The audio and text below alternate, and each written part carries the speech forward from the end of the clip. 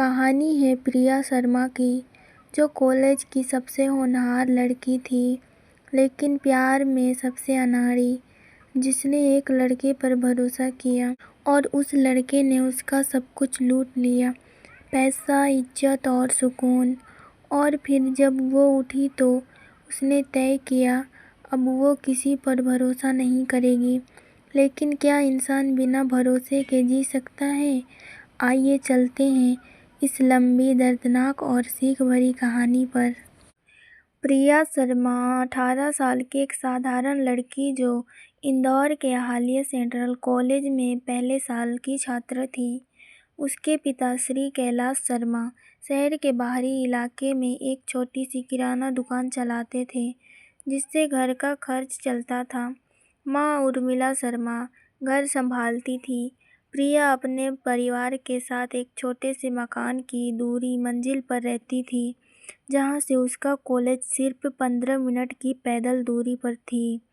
उसका एक छोटा भाई था, आयुष, जो 10वीं क्लास में पढ़ता था। प्रिया को बचपन से ही पढ़ने का शौक था। वो कॉलेज में हर विषय में अव्वल आती थी, लेकिन उसके पिता के लिए बेटी का पढ़ाई एक निवेश था, जैसे कोई शेयर बाजार में पैसा लगाए और फिर मुनाफा पाए। कैलाश शर्मा ने साफ वह कह दिया था, प्रिया, हम तुझे बीए करवा देंगे, लेकिन उसके बाद तू नौकरी करेगी और हर महीने घर भेजेगी। तेरे भाई की पढ़ाई और उसकी शादी का जिम्मा भी तेरा ही होगा। प्रिया ने कोई जवाब नहीं दिया। वो जानती थी कि उसके पिता के लिए वो बेटी नहीं, एक ऑफिस असिस्टेंट थी, जिसे अभी ट्रेनिंग दी जा रही है।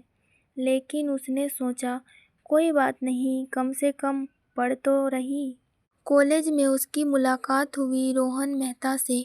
रोहन उसी कॉलेज के बीकॉम के तीसरे साल का छात्र था। लंबा कद, सांवला रंग और आंखों में एक अजीब सी शरारत। वो हमेशा कॉलेज के बरामदे में दोस्तों के साथ खड़ा रहता और लड़कियों को टोकता था। जब उसने पहली बार प्रिया को देखा तो उसका दिल जैसे एकदम से धड़का। प्रिया साधारण कपड़े पहनती थी, सूती सलवार कुर्ता, बालों में काला रिबन और चेहरे पर एक मासूमियत, जैसे कह रही हो, मुझसे दूर रहो, मैं नादान हूँ। रोहन ने उससे दोस्ती करने की कोशिश शुरू कर दी। पहले तो प्रिया नज़रअंदाज करती थी, लेकिन रोहन हर दिन लाइब्रेरी में उसके पास आकर बैठ जाता। वो उसके लिए चाय लाता, उसके नोट्स मांगता, हालांकि उसे नोट्स की ज़रूरत नहीं थी, और उसकी हर छोटी बड़ी मदद करता। एक दिन प्रिया से रास्ते में बैग छिन गया। बाइक सवार 2 बदमाशों ने उसके कंधे से बैग सपट लिया। प्रिया चीखी, लेकिन तब तक बाइक दूर जा चुकी थी। वो सड़क के बीच रोने लगी। उसी वक्त रोहन वहाँ से गुजर रहा था। उसने अपनी बाइक रोकी, प्रिया के पास आया और उसका हाथ पकड़कर बोला, चल, मैं थाने ले चलता हूँ, चोरी का रिपोर्ट दर्ज कराते हैं। प्रिया ने आंखें पोंछते हुए कहा, मेरा फ़ोन, मेरी आईडी, मेरे सारे नोट, सब चला गया। रोहन ने अपना जैकेट उतारकर उसके कंधों पर डाला और बोला, तू रो मत, मैं हूँ ना, मेरा फ़ोन तू रख ले अभी, मैं दूसरा इस्तेमाल कर लूँगा, और नोट्स मैं तुझे कल से रोज़ कॉपी करवा दूँगा। उस दिन प्रिया ने पहली बार रोहन को एक अलग नज़र से देखा। वो सिर्फ एक छेड़खानी करने वाला लड़का नहीं था, वो एक अच्छा इंसान था। थाने से लौटते हुए रोहन ने उसे एक कैफ़े में ले गया। उसने अपनी जेब से पैसे निकालकर प्रिया के लिए पास्ता और कोल्ड ड्रिंक मंगवाई। प्रिया ने कहा, रोहन, तुम इतना क्यों कर रहे हो? रोहन ने उसकी आंखों में देखा और कहा, क्योंकि मैं तुम्हें पसंद करता हूँ। प्रिया, सिर्फ दोस्त की तरह नहीं, और भी बहुत ज़्यादा। प्रिया का चेहरा लाल हो गया। उसने सिर झुका लिया। उसने कभी किसी लड़के से ऐसी बात नहीं सुनी थी। उसका दिल जोर जोर से धड़कने लगा। रोहन ने उसकी मुंडी उठाकर कहा, जवाब दो। प्रिया ने बस इतना कहा, मुझे वक्त चाहिए। रोहन ने कहा, तुम्हें साल भर चाहिए, मैं दूंगा।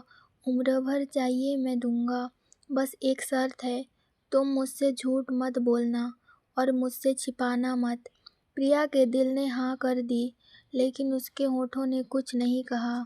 अगले कुछ महीनों में रोहन ने प्रिया का हर दिन का हिस्सा बन गया। वो सुबह से उसे घर से लेने आता, शाम को छोड़ने जाता। कॉलेज में दोनों साथ बैठते, लाइब्रेरी में घंटों साथ पढ़ते और बीच बीच में कैफेटेरिया में चाय पीते। धीरे धीरे प्रिया को प्यार हो गया। वो रोहन के बिना अपनी जिंदगी की कल्पना नहीं कर सकती थी। एक दिन बारिश हो रही थी। प्रिया अपनी छतरी लेकर कॉलेज पहुंची, लेकिन रोहन वहां नहीं था। उसने फ़ोन किया तो रोहन ने बताया, प्रिया आज मेरे पापा बीमार हैं, मुझे अस्पताल जाना है, कॉलेज मत आना बारिश है। लेकिन प्रिया को कॉलेज आना था क्योंकि उसका प्रैक्टिकल एग्ज़ाम था। वो कॉलेज गई, एग्ज़ाम दिया और लौटते वक्त उसने सोचा कि रोहन को सरप्राइज़ देने के लिए अस्पताल चलेगी। वो बस में बैठी और शहर के निजी अस्पताल पहुंच गई। रिसेप्शन पर उसने रोहन के पिता का नाम पूछा। रिसेप्शनिस्ट ने कहा, रमेश मेहता, वो तो 6 महीने पहले डिस्चार्ज हो गए थे। आज कोई भर्ती नहीं हुआ है इस नाम से। प्रिया के दिमाग में बिजली कौंधी। उसने रोहन को फ़ोन लगाया, लेकिन रोहन ने फ़ोन नहीं उठाया। वो अस्पताल के बाहर खड़ी होकर सोचने लगी, कहाँ है रोहन? आखिर वो झूठ क्यों बोल रहा है? वो बस में बैठकर अपने घर लौट आई। रात हुई तो रोहन ने फ़ोन किया, प्रिया पापा अब ठीक है, मैं थक गया हूँ, सो जाऊँ? प्रिया ने कहा, रोहन तुम सच बताओ, तुम कहाँ थे? रोहन की आवाज़ में हल्की घबराहट थी। अस्पताल में था, बताया तो नहीं? प्रिया ने कहा, मैं आज अस्पताल गई थी, तुम्हारे पिताजी 6 महीने से डिस्चार्ज हैं। लंबी चुप्पी। फिर रोहन ने बोला, प्रिया सुन, मैं दोस्तों के साथ पिकनिक पर गया था। मुझे लगा तुम मना कर दोगी कि पढ़ाई करनी है तो झूठ बोल दिया। माफ़ कर दो ना। प्रिया ने गहरी सांस ली। उसने सोचा, हो सकता है लड़कों का ऐसा ही होता है। उसने माफ़ कर दिया, लेकिन ये पहला झूठ था, आखिरी नहीं। धीरे धीरे रोहन ने प्रिया को अपने प्यार के जाल में पूरी तरह फंसा लिया।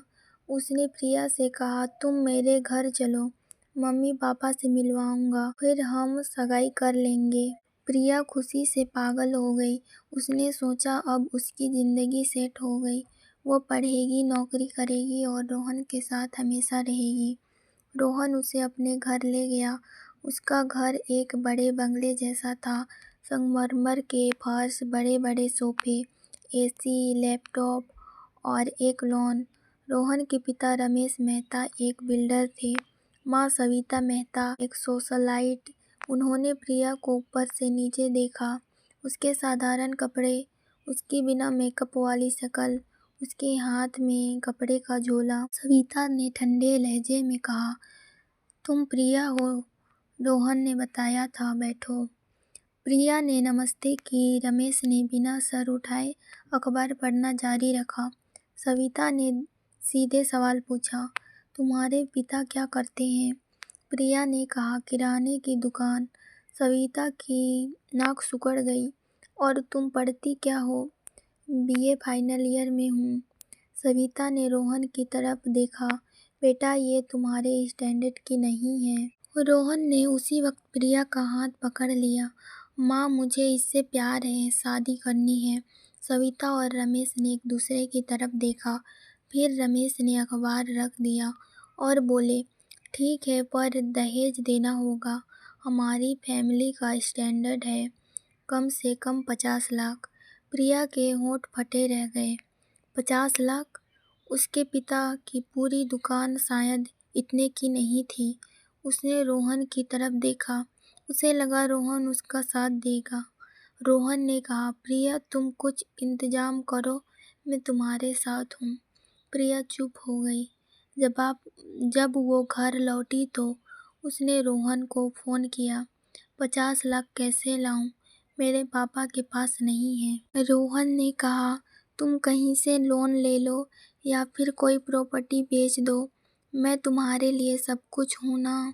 प्रिया को कुछ अजीब लगा, लेकिन प्यार ने उसकी आंखें बंद कर दी थी। उसने अपने पिता से बात करने का फैसला किया। एक रात उसने पिता को सब बता दिया, रोहन के बारे में, प्यार के बारे में और दहेज के बारे में। कैलाश शर्मा का चेहरा लाल हो गया। उन्होंने गरजते हुए कहा, तूने घर से बाहर किसी लड़के से बात की? तूने हमारी इज्जत मिट्टी में मिला दी और अब वो 50 लाख मांग रहे हैं। मैं तुझे ऐसे घर में नहीं बेचूंगा। प्रिया रोने लगी। पापा, मुझे उससे प्यार है। कैलाश ने तमाचा जड़ दिया। प्यार? प्यार का नाम लेकर लड़कियां ठगी जाती हैं। तू कल से कॉलेज नहीं जाएगी। तेरी शादी मैं कहीं और करा दूंगा। प्रिया को कमरे में बंद कर दिया गया। उसका फोन छीन लिया गया। लेकिन प्रिया कोई साधारण लड़की नहीं थी। उसने रात के 3 बजे चुपके से खिड़की से रस्सी बांधी, नीचे उतरी और सीधे रोहन के घर पहुंच गई। वो भागी भागी बेहोश हालत में रोहन के दरवाजे पर खड़ी थी। रोहन ने उसे अंदर लिया। उसने पूरी कहानी सुनाई। रोहन ने उसे अपने कमरे में रखा। अगले दिन रोहन के माता पिता को पता चला। सविता ने प्रिया को देखा तो मुंह बिचका लिया। अरे, ये तो भागकर आ गई। अब इसे यहाँ रखना पड़ेगा, वरना पुलिस केस हो जाएगा। इससे शादी तो करनी पड़ेगी, लेकिन दहेज तो लेना ही है। इसके बाप से वसूल करेंगे। प्रिया को ये सुनाई नहीं दिया, लेकिन कुछ दिनों बाद जब उसने रोहन को अपने पिता से फ़ोन पर बात करते सुना, तो उसके पैरों तले ज़मीन खिसक गई। रोहन फ़ोन पर कह रहा था, अंकल, अब आपकी बेटी मेरे घर है। समाज में बदनामी होगी। आप चाहते हैं तो हम शादी कर ले।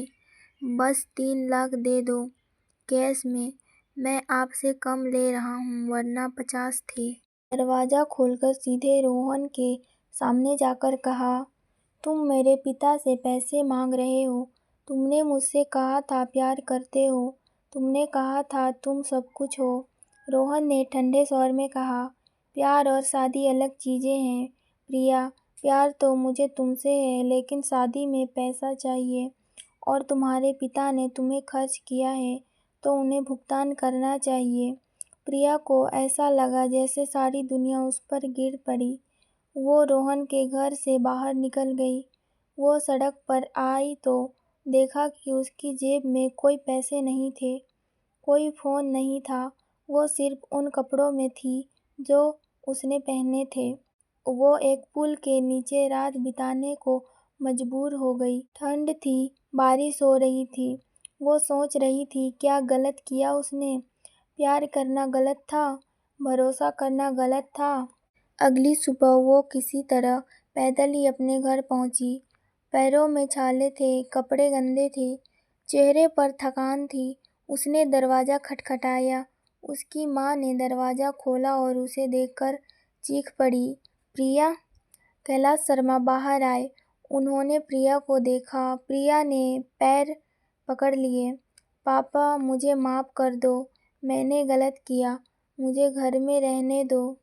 कैलाश शर्मा ने उसकी तरफ देखा, फिर अपनी पत्नी की तरफ। उनकी आंखों में दया नहीं, बल्कि एक अजीब सी गणना थी। उन्होंने कहा, तू यहाँ खड़ी नहीं हो सकती। पूरा मोहल्ला देख रहा है। अंदर आ। प्रिया को अंदर ले जाया गया। उसने नहाया, कुछ खाया और सो गई। 3 दिन बाद जब वो थोड़ी संभलती तो उसके पिता ने उसे बुलाया। सामने बैठकर कहा, प्रिया, तूने परिवार का नाम बदनाम किया है। अब तेरी शादी यहाँ नहीं हो सकती। मैंने तेरे लिए एक अच्छा रिश्ता ढूंढ लिया है। गांव में एक आदमी है, बलराम, उम्र 45 साल। उसकी पत्नी मर चुकी है। 2 बच्चे हैं। तू वहाँ रहेगी, उसके घर के काम करेगी। बदले में वो हमें 2 लाख देगा। प्रिया की आंखें फटी रह गई। पापा, आप मुझे बेच रहे हो? 2 लाख में? कैलाश शर्मा ने आवाज़ ऊंची की। तूने हमारा लाखों का नुकसान करवाया। उस रोहन ने हमसे बदनामी के बदले पैसे मांगे थे, तू भाग गई तो उसने हमें कोर्ट केस की धमकी दी। हमने उसे 5 लाख देकर मामला शांत करवाया। अब तू बिना दहेज के शादी करेगी तो हमें कर्ज में डुबो देगी। सो तू चुपके से बलराम के पास जा, नहीं तो मैं तुझको पुलिस में दे दूंगा कि तू भगोड़ी है और हमसे पैसे चुराकर भागी थी। प्रिया को सदमा लगा। उसके अपने पिता, जिसके लिए उसने कभी सपने देखे थे, अब उसे धमका रहे थे। उसकी माँ चुपचाप एक कोने में बैठी रो रही थी, लेकिन उसकी आवाज़ नहीं निकल रही थी। उसका भाई आयुष दरवाजे पर खड़ा था और अपने कानों पर हाथ रखे हुए था। वो सब सुन रहा था, लेकिन वो भी कुछ नहीं बोल पा रहा था। प्रिया ने उस रात फिर से भागने का फैसला किया, लेकिन इस बार वो किसी के पास नहीं भागी, वो खुद के लिए भागी। रात के 1 बजे उसने अपना बैग पैक किया। कुछ कपड़े, अपनी नोटबुक, एक पेन और चांदी की पायल जो उसकी दादी ने दी थी। वो घर के पिछले दरवाजे से निकली और सीधे रेलवे स्टेशन पहुंची। उसने सामान्य ट्रेन का टिकट लिया, दिल्ली का। उसके पास सिर्फ 1000 रुपये थे। उसने अपनी पायल गिरवी रखकर लिए थे। दिल्ली पहुंचकर प्रिया सबसे पहले एक महिला हेल्पलाइन के पास गई। उन्होंने उसे एक एनजीओ के बारे में बताया जो पढ़ी लिखी लड़कियों को आश्रम और नौकरी दिलाती थी। प्रिया ने वहां रहना शुरू किया। उसने रात को पढ़ाई की और दिन में एक मॉल में सेल गर्ल की नौकरी की। उसने अपना बीए का 3रा साल प्राइवेट से पूरा किया। उसने कंप्यूटर कोर्स किए। 1 साल में उसने थोड़े पैसे बचा लिए। फिर उसने एक फैशन डिजाइन के यहाँ काम करना शुरू किया। उसकी मेहनत देखकर मालकिन ने उसे डिजाइनिंग का कोर्स करवा दिया। प्रिया ने 2 साल में बहुत कुछ सीख लिया। उसने छोटे छोटे प्रोजेक्ट लेने शुरू किए। धीरे धीरे उसका नाम बनने लगा। 3 साल बाद प्रिया ने अपनी खुद की छोटी सी डिजाइनिंग यूनिट खोली। वो छोटे बुटीक के लिए कपड़े डिजाइन करती थी। एक दिन उसे कॉल आया दिल्ली के एक बड़े फैशन हाउस से। उन्होंने उसका डिजाइन देखा था और वो उसे नौकरी देना चाहते थे। प्रिया ने नौकरी स्वीकार कर ली। अब उसकी सालाना तनख्वाह 12 लाख थी। वो अब एक छोटे से फ्लैट में रहती थी, जहां उसके पास एक खुद का कमरा था, एक कंप्यूटर था और आंखों में एक नया सपना था, कोई और नहीं बल्कि खुद का एक ब्रांड बनाने का। लेकिन कहानी यहाँ ख़त्म नहीं होती, क्योंकि एक दिन उसके दरवाजे पर वो खड़ा था, रोहन। हाँ, वही रोहन जिसने उसे धोखा दिया था। वो पतला हो गया था, उसके चेहरे पर झुर्रियाँ आ गई थी और उसकी आंखों में एक मायूसी थी। प्रिया ने दरवाज़ा खोला तो उसे देखकर सन्न रह गई। तुम यहाँ? रोहन ने हाथ जोड़ लिए। प्रिया, मुझे माफ़ कर दो। मेरे पिता का बिजनेस डूब गया, सारा पैसा चला गया। माँ ने मुझे घर से निकाल दिया। मैं बेरोजगार हूँ। तुम्हारे बारे में पता चला कि तुमने बहुत अच्छा किया। प्रिया, मुझे एक मौका दे दो। मैं तुमसे प्यार करता हूँ, सच में। प्रिया ने कुछ देर उसे देखा, फिर वो हंसी, एक अजीब सी हंसी जिसमें दर्द था, व्यंग्य था और मूर्ति भी थी। उसने कहा, रोहन, तुम मुझसे प्यार करते हो या मेरी कमाई से? रोहन चुप हो गया।